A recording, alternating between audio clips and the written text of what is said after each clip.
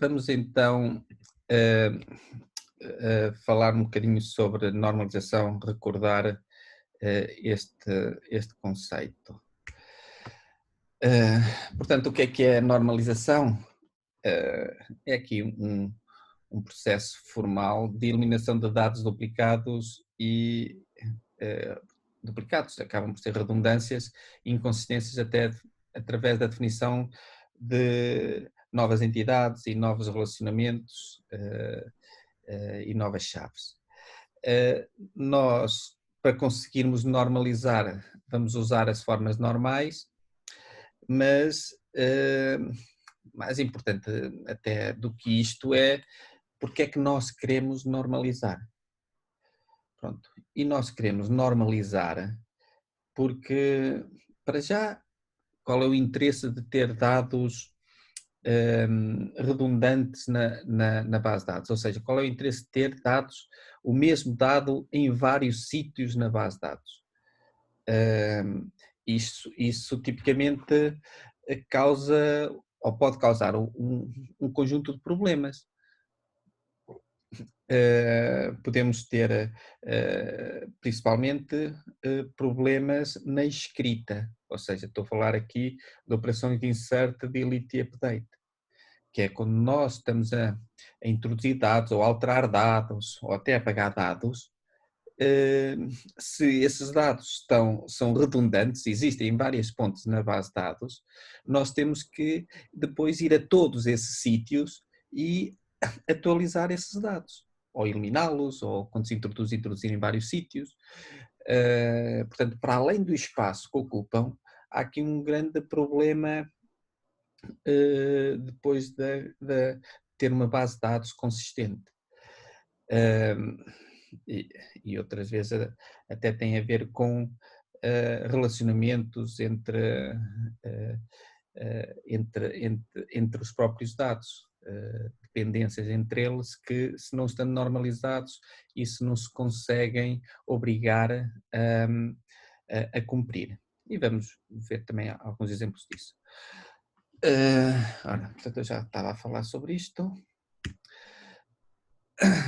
Ora, recordando aqui características de uma tabela relacional, então, cada coluna é atómica. O que é que isto significa?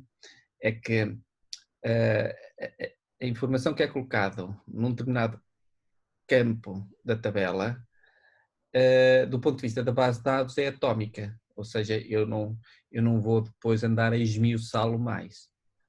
Já sei que quando eu ponho o nome de uma pessoa, o nome é constituído por várias palavras, cada palavra por várias letras, e portanto esse nome até de facto consegue ser definido de uma forma mais fina, mas não é isso. Do ponto de vista da base de dados, aquilo é um nome.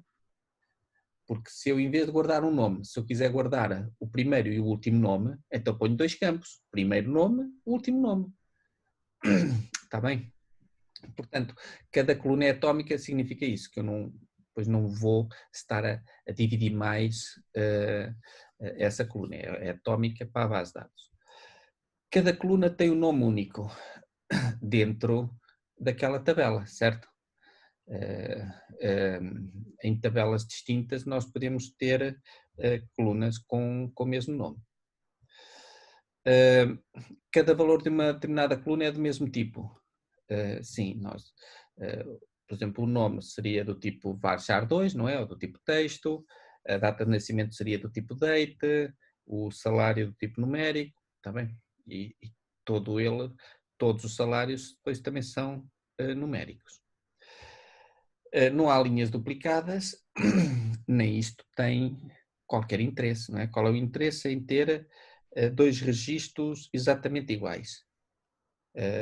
Não há interesse nenhum nisso. Portanto, aliás, nós até pomos a tal chave primária para identificar unicamente cada registro da tabela, ou seja, com a chave primária ficam todos diferentes, mesmo que todos os outros campos sejam iguais. Por último, temos que as linhas não estão ordenadas. O que é que isto significa? Significa que a ordem com que nós inserimos registros na tabela não contém informação. A ordem não contém informação, ou seja, eu ter inserido numa tabela, primeiro o Joaquim, depois o André e depois o António,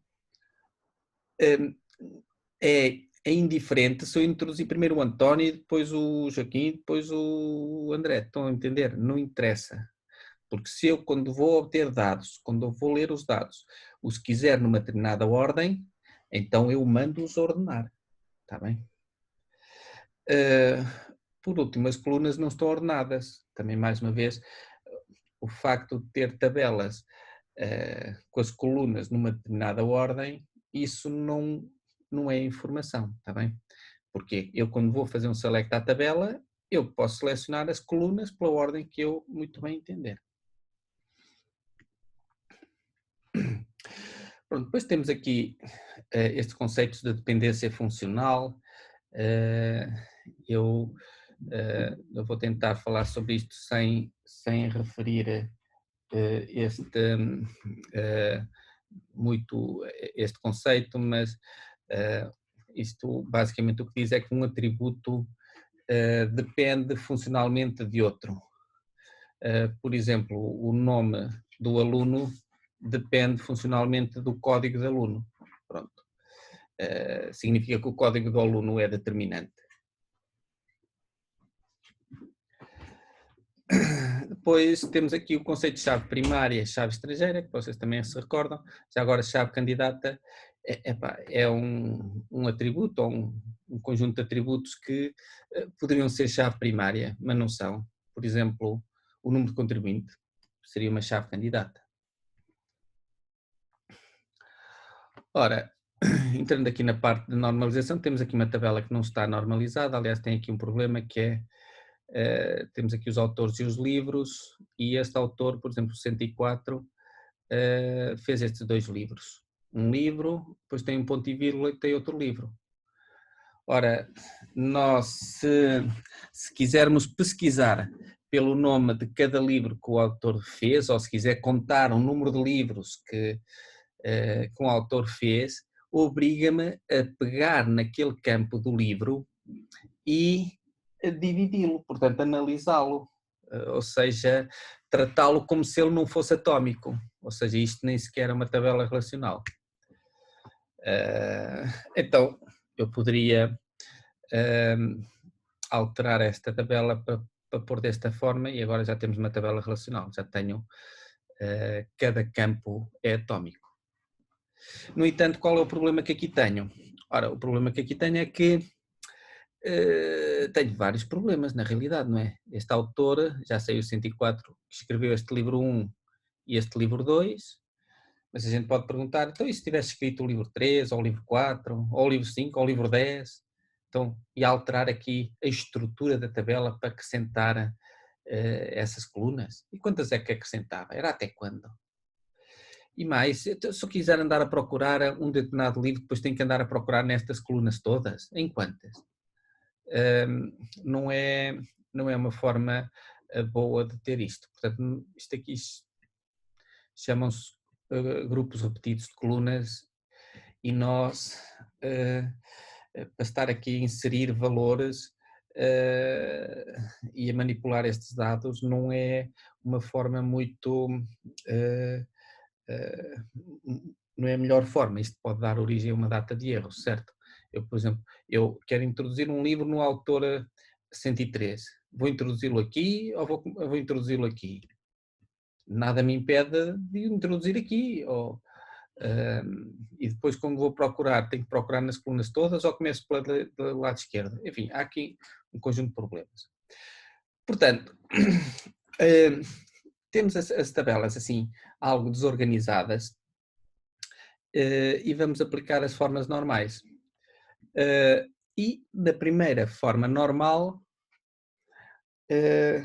as tabelas têm que ter estas características, está bem? E ao longo, para estas 3 formas normais, nós temos que saber estas 5 pequenas frases, está bem?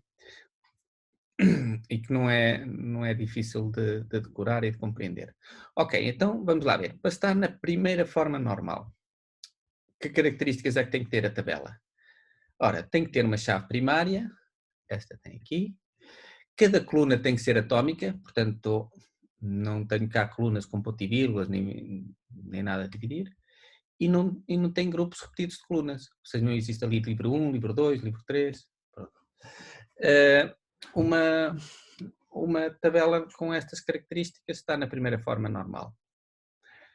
E eu tenho aqui um exemplo de uma tabela que está na primeira forma normal. Temos aqui a chave primária, de facto cada coluna é atómica e de facto a gente olha e não vê grupos repetidos de colunas. Portanto, esta tabela está na primeira forma normal. Ora, vamos pegar nesta outra tabela e também ver se está na primeira forma normal. Mais uma vez, o que é que a gente faz? Temos que ver. Tem chave primária? Tem. Cada coluna é atómica? Sim, cada coluna é atómica. Não há grupos repetidos de colunas? Não, não há. Então está na primeira forma normal. Acontece é que, mesmo estando na primeira forma normal, ainda podemos ter aqui algumas anomalias, ainda podemos ter aqui redundâncias. Querem ver? Por exemplo, olhem aqui para este livro X 9990. Ok.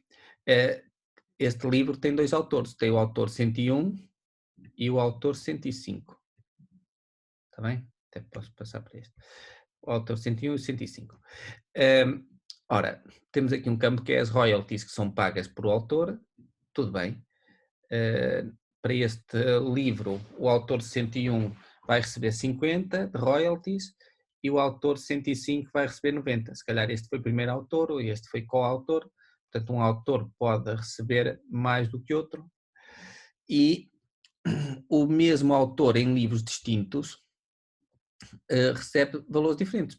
E está correto. Por exemplo, este mesmo autor 105 num outro livro já vai receber 110. Está bem. Portanto, pode acontecer isso. Ou seja, as royalties, de facto, dependem tanto do autor como do livro. Dependem deste conjunto. E é 50. Vamos ver agora este campo da ideia editora. Este livro foi editado pela editora 33. E, portanto, se eu tenho aqui na tabela o ID da editora, significa que este é o mesmo livro, também tem que estar editado pela editora 33. Só que agora aqui temos um problema, que é, há algo que me impeça de chegar aqui e alterar este 33, por exemplo, para 10? Tipo, o que me impediria era eu saber que estou a fazer um erro, mas tecnicamente eu posso fazer isso. E eu posso fazer isso, vai-me criar aqui uma inconsistência na base de dados, porque este livro não pode ser simultaneamente editado por esta editora e por outra, tinha que ser a mesma editora. E, portanto, esta tabela, embora esteja na primeira forma normal, mesmo assim podemos ter aqui anomalias, podemos ter aqui problemas. E até já vos posso dizer de que é que vem este problema. Este problema vem porque a editora só depende do livro, não depende do autor. Ou seja, eu para saber qual é a editora de um livro, não preciso saber, é do livro X990 e do autor 101. Não, não, basta saber. A editora é só, basta eu saber o livro. Portanto, o livro até seria determinante da editora, se usarmos a terminologia que estive a falar no início, não é? Ou a ID da editora é funcionalmente dependente só do ID do livro. Ou seja, eu se quiser melhorar esta tabela, eu tenho que ir mais além do que a primeira forma normal. O que é que eu faço? Tenho que ir para a segunda forma normal. O que é que aconteceu aqui à minha tabela? Portanto, está aqui, ID autor, ID livro, royalties, e a editora que estava aqui à frente passou para outra tabela. Portanto, tipicamente, quando nós vamos avançar da primeira para a segunda, da segunda para a terceira forma normal, vamos criando novas tabelas e novos relacionamentos.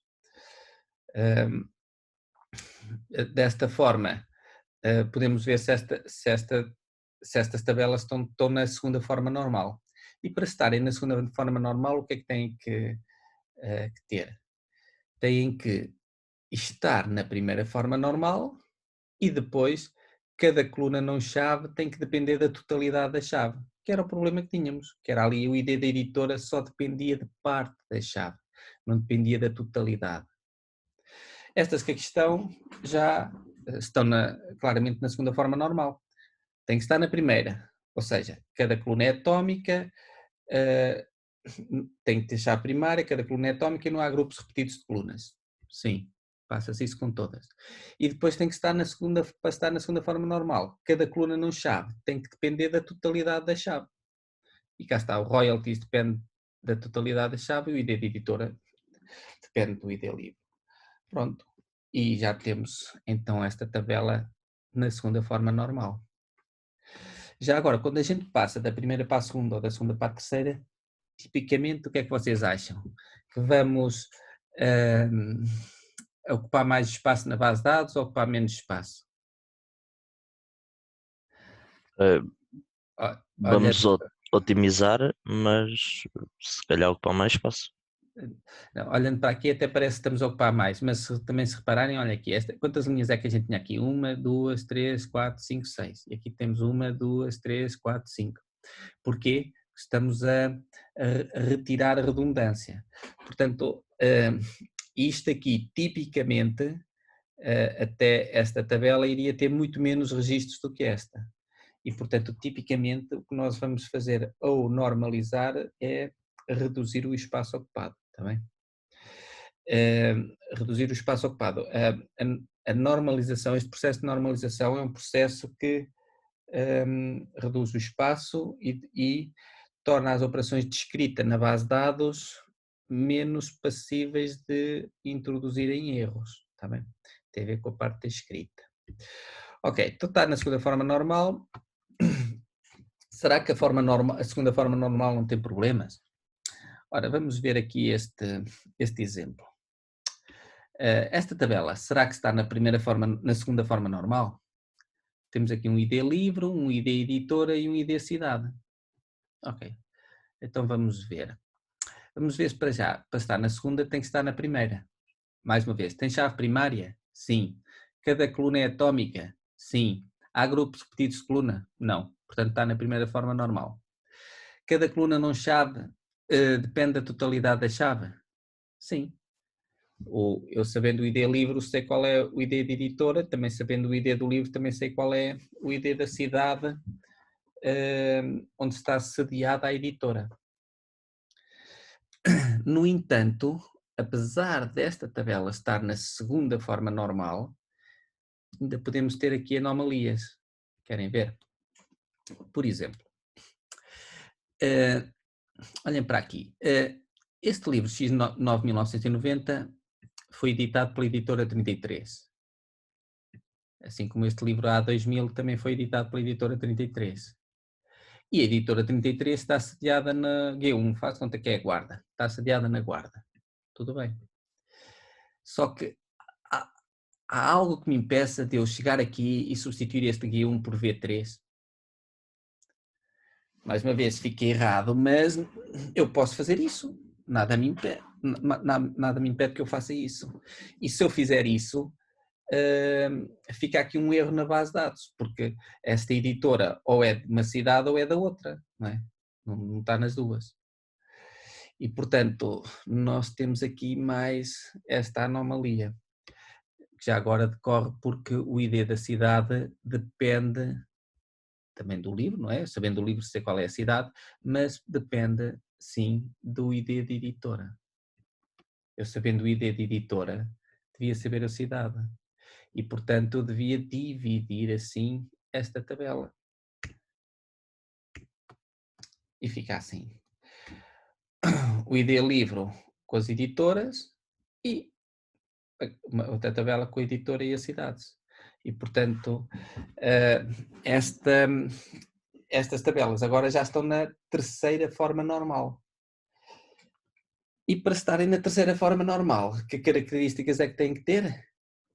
Tem que estar na primeira, tem que estar na segunda e depois mais isto, querem ver?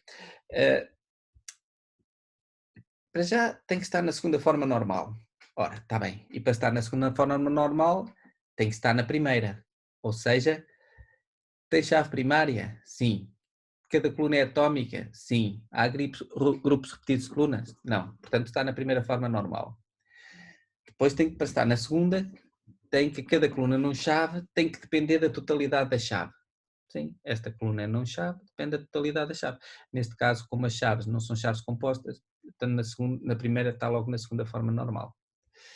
E depois para estar na terceira, é que cada coluna não chave só depende da chave.